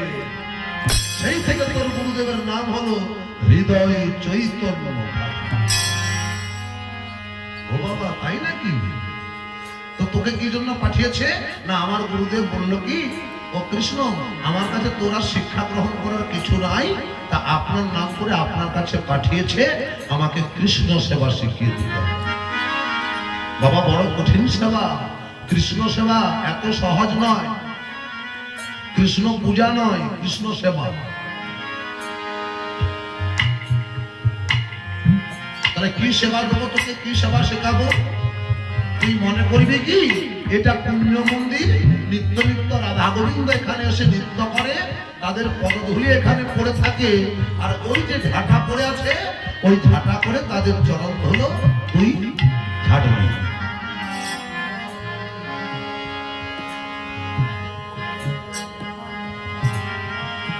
এটাই হবে তোর শিক্ষা। আর মনে করবি তুই হলি সাধারণ একটা ছোট্ট নাবালিক, রাধা গোবিন্দের পদধূলো ঝাড় দিতে দিতে তোর গায়ে লাগবে, তাতে তোর ভক্তির হৃদয় হবে। ঠিক আছে গুরুদেব। সোনার ঝাঁটাকে হাতে করে ধরে মনে মনে বলে, ঝাঁটারে তুই কত ভাগ্যবান, কত ভাগ্যবতী, আমার রাধা গোবিন্দ নিত্য নিত্যই এখানে বিরাজ করে, এখানে লিপ্ত করে, তুই তাদের অঙ্গ ধুলা তোর অঙ্গেতে মেখে কত পুণ্য করেছিস। ওরে ঝাঁটায় আমি তোরে হাতে নেব না, আয় আমার পক্ষে আয়। পক্ষে ধরে ঝাঁটাটা জোড়াজোড়ি করছে, আর ছাড় দিচ্ছে।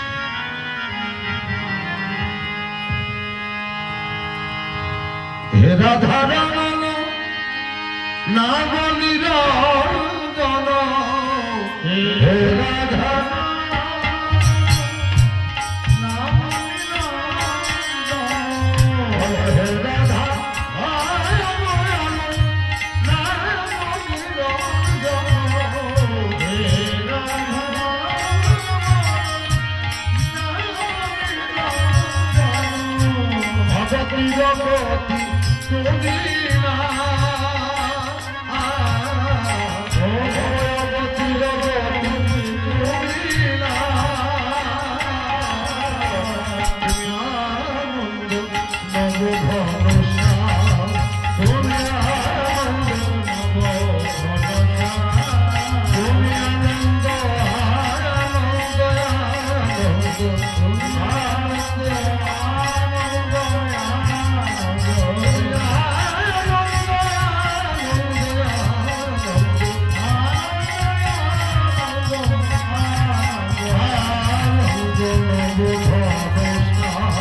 মদিনা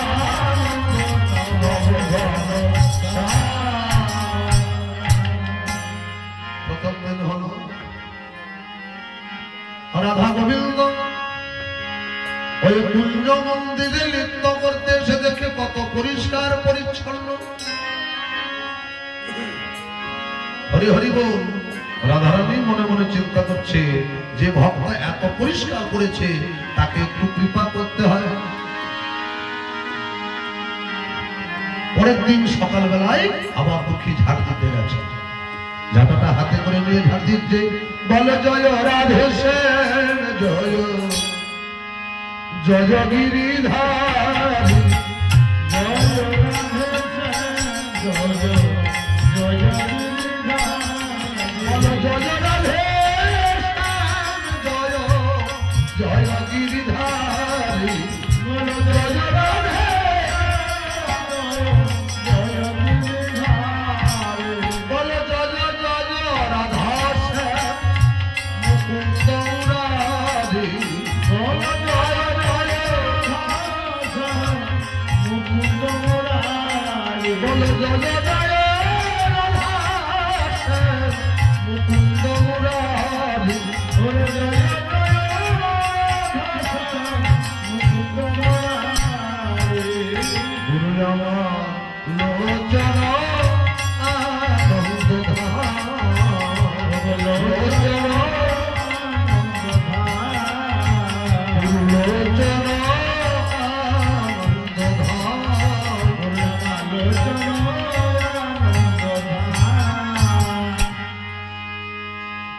অযাচিত মোহন পতিত হেরি মাধব অযাচিত মোহন পতিত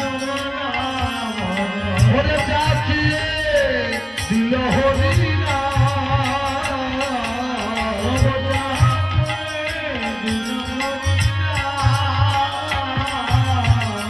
সুচন্দ কিরণে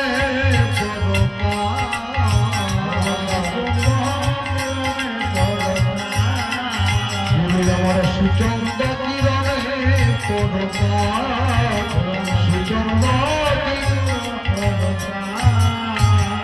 দুঃখী কিন্তু ঝাড় দিয়ে যাচ্ছে। আর কি বলছে? পুরোই আমার অজ্ঞানাধার দূর করেছে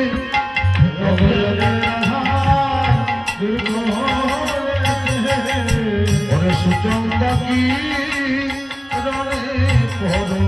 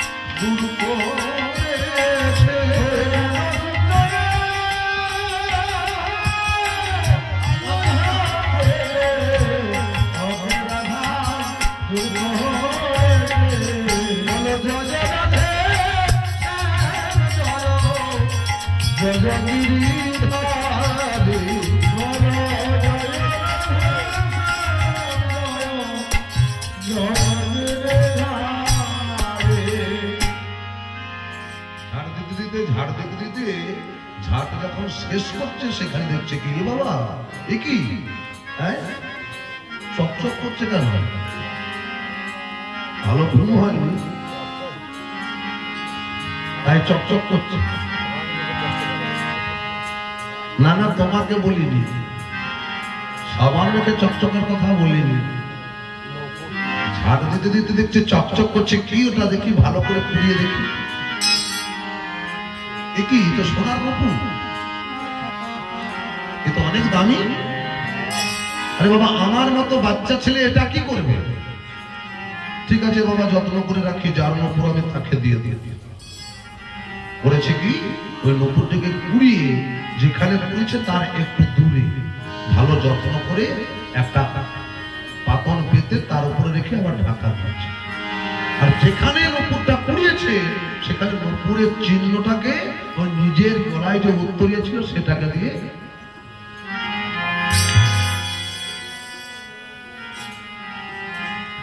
পুণ্য মন্দিরে তো বিলাস করেছে রাধা গোবিন্দ। রাধারানী সখীর সঙ্গে বিরাজ করছে। এবারে সকালবেলায় দেখছে কি, একটা পায়ের নূপুর নাই। ললিতা বলছে, এই ললিতা, ললিতা ছুটে এসছে, কি হলো? এই দেখ, আমার একটা পায়ের নূপুর নাই, আমি কি করব? কোথায় ফেলেছিস? ওই কুঞ্জ মন্দিরে গিয়েছিলাম, গোবিন্দের সাথে নৃত্য করতে করতে কখন খুলে পড়ে গেছে, তুই নূপুর আনার ব্যবস্থা কর। হ্যাঁ রে, আমি কি করে যাব বল, আমি কি করে যাব? লোকে আমায় চিনে দেবে না? তুই ললিতা হয়ে কেন যাবে? তুই সাধারণ রমণী সেজে চলে যা। ঠিক আছে, তুই যখন বলছিস, সমস্যা করবি তুই, আর ভোগ করতে হবে আমাকে। তাই নয়, রাধা কৃষ্ণ নাম লইয়া ললিতা যায় গো, রাধা কৃষ্ণ নাম লইয়া ললিতা যায় গো। এদিকে কৃষ্ণ দাস নূপুর পায়া ভাসে আখি জলে, কৃষ্ণ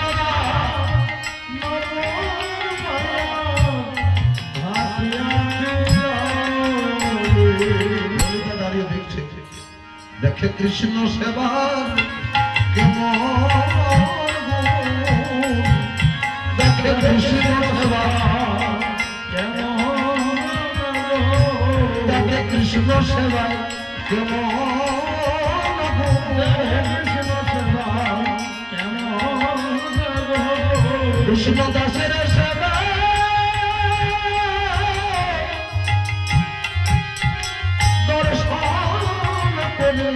দেখে কৃষ্ণ সেবায় কেমন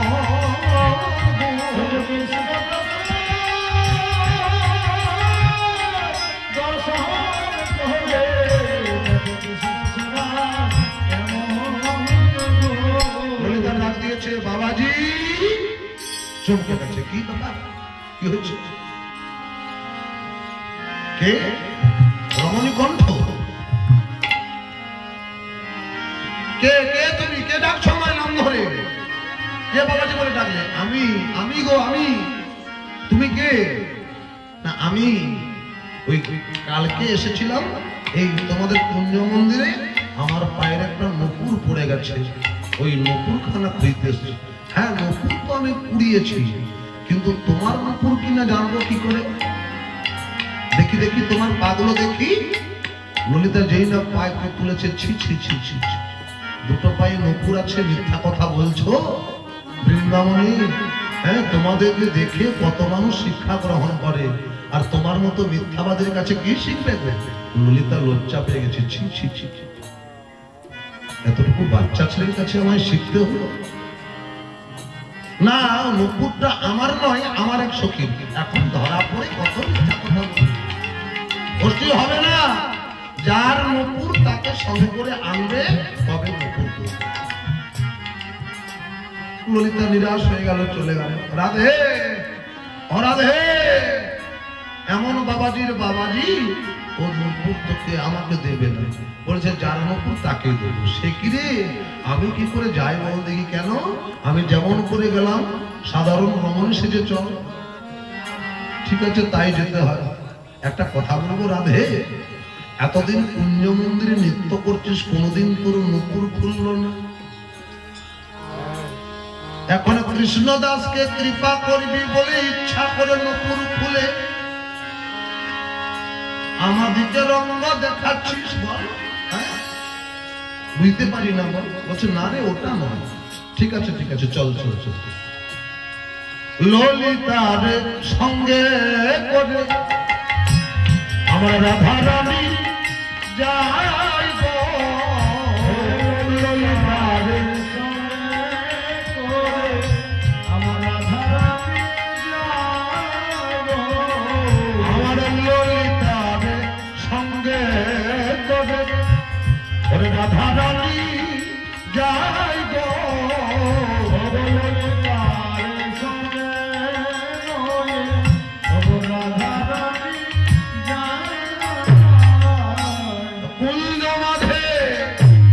কৃষ্ণ দাসে দেখিবারে পাইব, এদিকে কুঞ্জ মাঝে কৃষ্ণ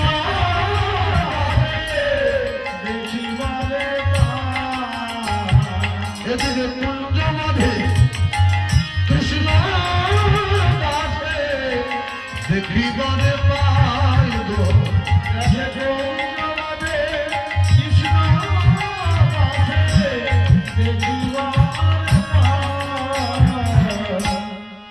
কৃষ্ণদাস আবার ছাড় দিচ্ছে, বলো জয় রাধে শ্যাম জয় জয় গিরিধারী, বলো জয় রাধে শ্যাম জয় জয় গিরিধারী, বলো জয় জয় রাধা শ্যাম মুকুন্দ মুরারি,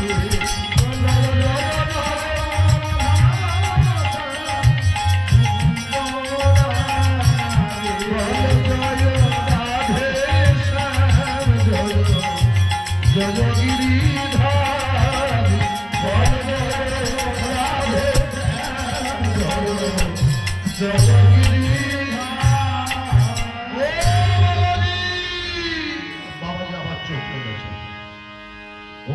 কণ্ঠস্বর, যে কণ্ঠ শুনে আমার শরীর শিহরণ জাগছে, ভক্তির উদয় হচ্ছে।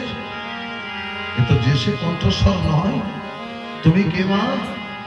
ওরে আমায় আমি কেউ নই, আমি সাধারণ একজন মামনি। তুই এখানে কাজ করিস বাবা? বলছে হ্যাঁ আমি এখানে কাজ করি। গত রাত্রিতে আমি একটা নপুর ফেলে গেছি। তোমার নপুর? নপুর তো আমি কুড়িয়েছি, কিন্তু কি করে বিশ্বাস করি বলো দেখি? ওই মিথ্যাবাদী মেয়েটাকে সঙ্গে করে এনেছো। ওই মেয়েটা কালকে এসেছিল, বললো আমার সখীর নপুর। এখন আমি কি করে বিশ্বাস করি? তোমার নপুর কিনা বুঝবো কি করে? বলে দেখ বাবা দেখ, আমার এই দুটো পায়ের মধ্যে একটা পায়ে নপুর আছে, একটা পায়ে নেই। আচ্ছা সেটা তো না হয় দেখতে পেলাম, কিন্তু ওই নপুর খানা যে তোমার, সেটা কি করে জানো? বলছি কেন, তোর কি পরীক্ষা নেওয়ার মতো কিছু আছে? যে আছে নেই আমার? আছে গো আছে। নপুরটা যেখানে পড়েছিল সেখানে তার চরণের চিহ্নটাও পড়েছে। আমি যত্ন করে পাতন পেতে রেখেছি ঢাকা দিয়ে। এসো এসো দেখবে, এসো। ললিতা, এই ললিতা, এখন কি করবো বল? তুই বুঝ, কৃষ্ণদাসকে কৃপা করবি বলে ইচ্ছা করে নপুর ফেলেছিস, এখন বলছিস কি করবো? আমি জানি না। চল চল চল চল কাছে চল। যেই না কাছে গেছে, কৃষ্ণদাস করেছে কি, ওই উত্তরীটাকে তুলে নিয়েছে। বলছে এবার বলি দাও দাও চরণ বাড়ায় দাও,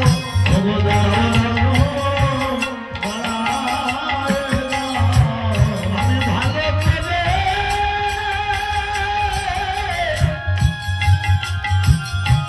চরণ দিলে দেখিব, বলি দাও দাও চরণ বাড়ায় দাও,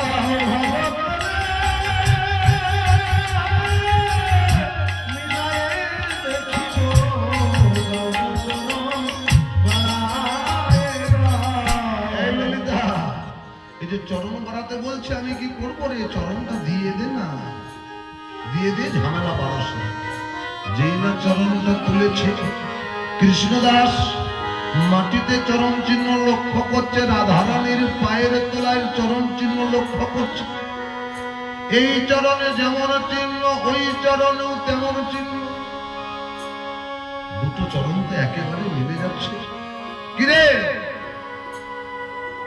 এই বাবাজি, এবার নপুরটা আমায় ফিরিয়ে দে, নপুরটা আমায় ফিরিয়ে দে। বলছে না না, এখনো বাকি আছে, এখনো বাকি আছে, পরীক্ষা করা। আমি নপুরটাও যত্ন করে রেখেছি। দাঁড়াও দাঁড়াও, তোমার ওই চরণের নপুরখানা খুলে দাও। এই নপুরের সঙ্গে ওই নপুর যদি মিলে যায় তবে জানবো তোমার নপুর। হায় হায় হায়, ললিতা বড় ভীষণ বিপদে পড়লাম। বলে তুই এই বিপদ বাড়িয়েছিস, তুই এই সামাল। রাধারানী নপুরখানা খুলে কৃষ্ণের দাসের হাতে দিয়েছে। দুটো নপুরকে মিলিয়ে দেখছে, মিলাচ্ছে আর ঝরঝর করে কাঁদছে। চরণ দুটোকে জড়িয়ে ধরে বলেছে, আমি তোমার চরণ ছাড়ব না। কৃপা করে যখন আমায় চরণ দিয়েছ, আমি তোমার চরণ মস্তকে ধারণ করব, তোমার চরণ আর ছাড়ব না, তোমার চরণ তলে পড়ে থাকবো। এই কি বলছিস তুই? ওরে আমি সাধারণ রমণী। না না, তুমি যতই ভুলাও আমি আর ভুলবো না। আমি রাধারানীর চরণ চিহ্ন আমি গুরুর মুখে শুনেছি, বাবার মুখে শুনেছি, যেমনটি শুনেছি তেমনটি দেখতে পেয়েছি। তুমি রাধা ছাড়া আর কেউ নয়। রাধা কৃপা হলে জগতে আর কোন কৃপার প্রয়োজন হয় না। সবাই মিলে বলুন রাধা রানী কি, রাধা রানী কি। ওরে আমি সাধারণ রমণ। এবারে মাথায় হাত বুলাচ্ছে, দেখ কৃষ্ণ, আমি তোকে কৃপা করবো বলে ইচ্ছা করে তো নপুর খুলেছি। নপুরখানা আমায় পরিয়ে দে, তুই নিজের হাতে করে আমায় পরিয়ে দে তো বাবা। আমি গুরু মুখে শুনেছি, রাধার চরণে নপুর পরাতে গেলে রত্ন সিংহাসনে চরণ রাখতে হয়। তো বলছে পাগল ছেলে কোথাকার, ওরে দুটো গুরুর কাছে দীক্ষা নিয়েছিস, তোর হৃদয়টা তো রত্নের থেকেও দামি হয়েছে। ওদের হৃদয়ে রেখে নপুর পরায়ে দে না, হৃদয়ে রেখে নপুর পরায়ে দে না, হৃদয়ে রেখে নপুর পরায়ে দে না, নপুর পরায়ে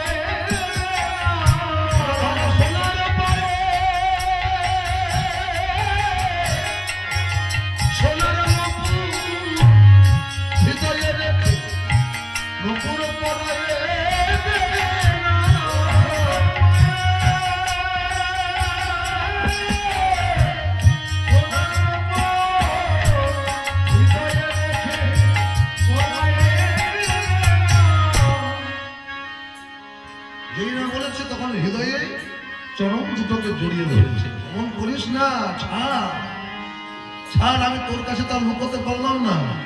আমি তোকে কৃপা করবো বলে এসেছি, তোর সেবায় বড় সন্তুষ্ট হলাম রে কৃষ্ণ। আয় আয় আমার কাছে আয়।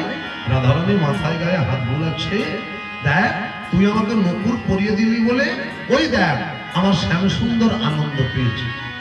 তার জন্য আজকের থেকে তোকে নতুন নাম দিলাম। আজ থেকে তোর নাম হলো শ্যামানন্দ।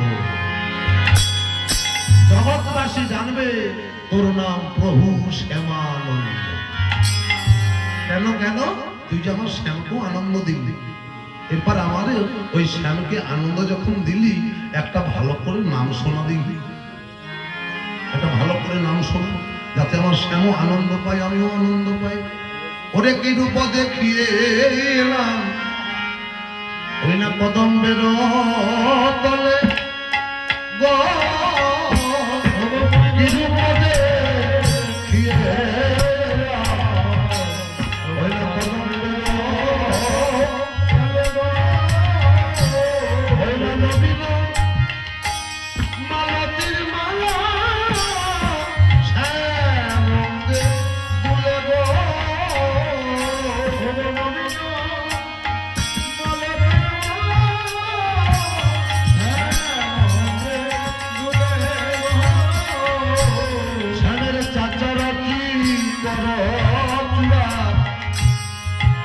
শুধু সপরিয়ে গো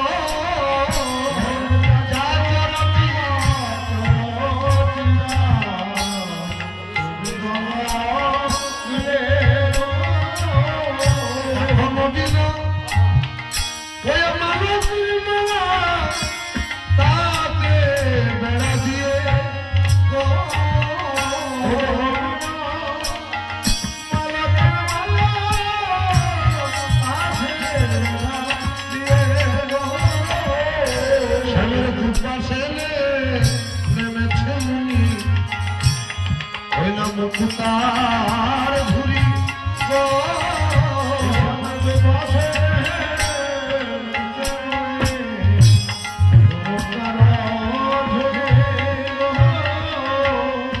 নবীন নবীন মেঘে যেন হইলা খেলেছে বিধুরি গো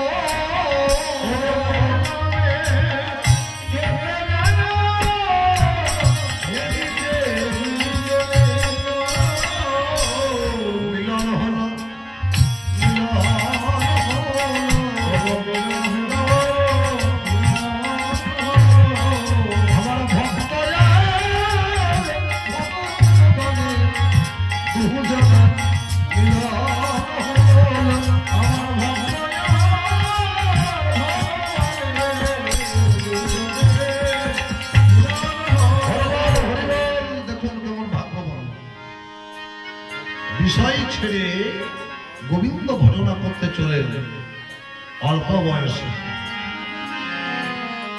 বয়সে রাধা গোবিন্দ দর্শন হল। রাধা গোবিন্দ যুগলে দাঁড়িয়ে আছে, তাদেরকে দেখে দেখে নৃত্য করছে আর গান করছে। এই কৃষ্ণ আয় কাছে, আয় কাছে। রাধারানী আরো কাছে দেখেছে, আয় আয়, তোর এই নামে সন্তুষ্ট হয়েছি, তাই আমি তোর কপালে তার তিলক রচনা করে দিচ্ছি। তিলক রচনা করে দিল।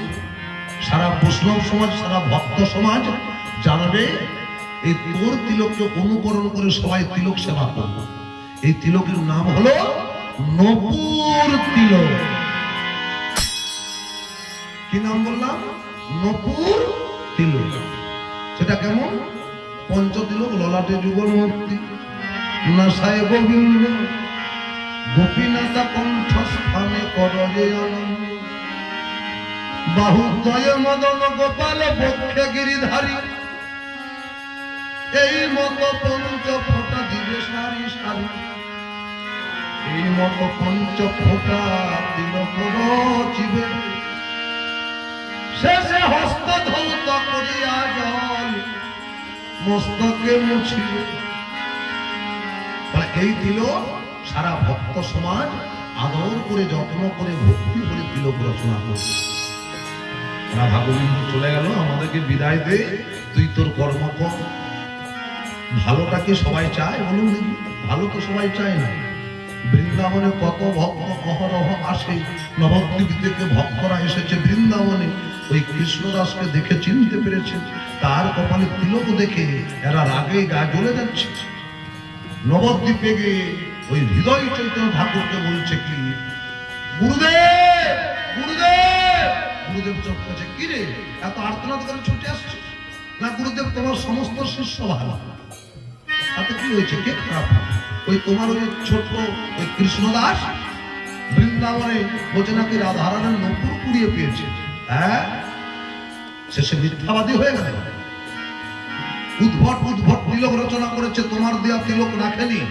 সে বলছে রাধারানী নিজে তিলক রচনা করেছে। সে কি? তাহলে দেখি আজ ওর একদিন কি আমার একদিন।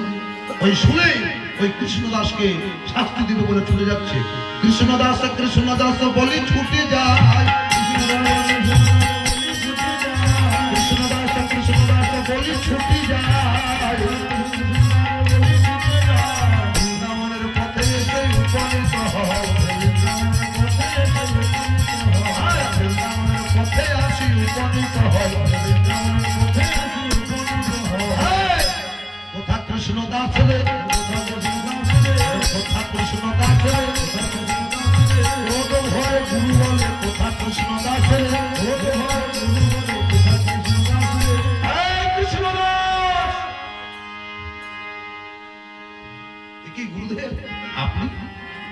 গুরুদেব বলতে হবে না, তুই আমি তোকে গুরু বলবো। কি সব উদ্ভট তিলক রচনা করেছিস? তিলক মুছে ফেল তিলক। বলছে গুরুদেব আমি তো মুছতে পারবো না, এ তো রাধারানীর রচনা করা তিলক, আমি কি করে মুছি?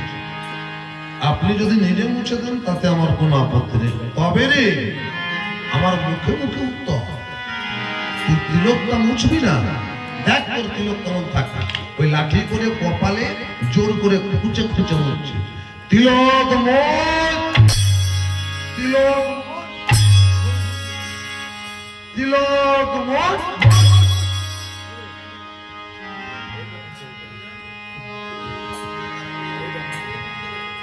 এমন উদ্ভট, এমন রং দিয়ে তিলক করেছিস, তিলক মোছা যাচ্ছে না। ওরে তিলক যতই মুছে উজ্জ্বল হয় গো,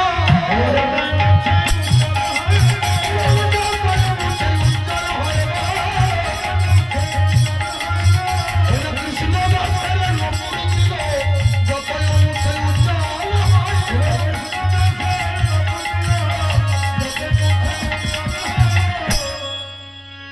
ছি ছি ছি ছি ছি ছি ছি, ভক্ত সমাজের কলম করে তুই। গুরুদেব পরে এত মান মেরেছে, কৃষ্ণদাস অজ্ঞান হয়ে গেছে, গুরুদেব ক্লান্ত হয়ে গেছে, বসে গাছের তলায় বিশ্রাম করছে। আর ঠিক সেই সময় ঘুম চলে এসেছে। যেই না ঘুম চলে এসেছে, স্বপ্নে নিতাই গৌর চলে এসেছে। হৃদয় কে? এতদিন তোর হৃদয়ে ছিলাম, আমি কি অপরাধ করেছি? আমি কি অপরাধ করেছি? কি অপরাধ করেছিস? ওরে দীক্ষাকালে শিষ্য করে গুরুকে অর্পণ। যখনই দীক্ষা দেওয়া হয়, শিষ্য সমস্ত শরীর মন গুরুদেবের চরণে অর্পণ করে। ওরে শিষ্যকে আঘাত করলে ওটা যে আমার আঘাত হয়। এই দেখ না, মহাপ্রভু নিজের পিঠখানা তুলে দেখাচ্ছে, দেখ কি করেছিস। এ কি প্রভু? প্রভু অন্যায় করে ফেলেছিস। এতদিন তোর হৃদয়ে ছিলাম, তাই সবাই তোকে বলতো হৃদয় চৈতন্য, আই থেকে আর তোর হৃদয়ে থাকবো না। আমি চললাম ওই শ্যামানন্দের হৃদয়ে অবস্থান। দেখে নিতাই গৌর নাচিতেছে, দেখে নিতাই গৌর নাচিতেছে, ওরে যেতে যেতে কাছে যেতে নিতাই গৌর নাচিতেছে।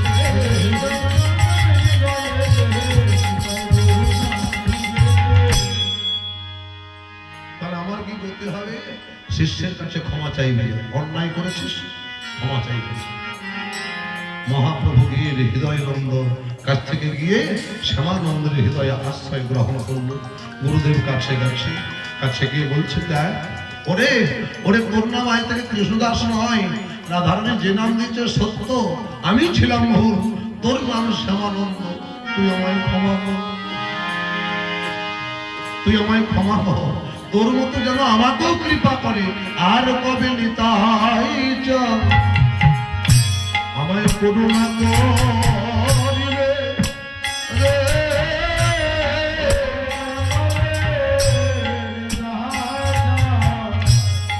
করুণা করিবে রে, আমার সংসার বাসনা কবে তুচ্ছ হবে গো, সংসার বাসনা কবে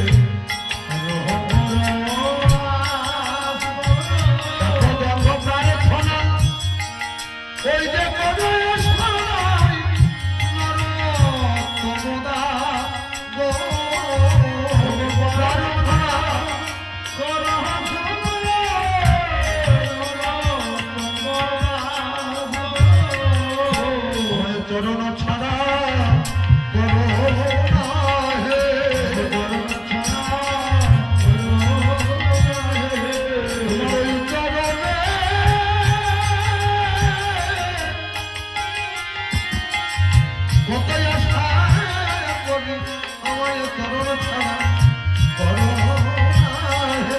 তোমার চরণে আশা করি, করুণা হে। তোর নিতাই গুরুকে বল আমাকেও যেন একটু কৃপা করি। মোরে চরণ ছাড়া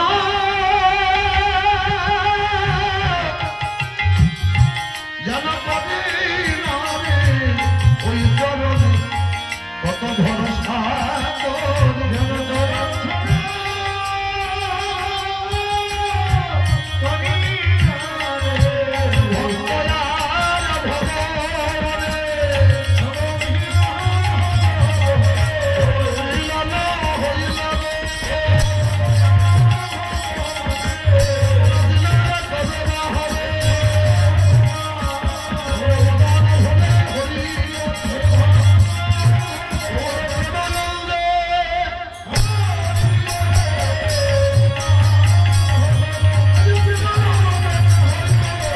ভক্তয়ার ভবনে হইল হইল মিলন হলো গুরু শিষ্যের মিলন হলো।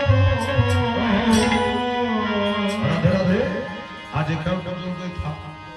কালকে আবার সময় থাকলে কাল মানে মহাকাল কি হবে বলা যাবে না, যদি হয়তো হবে।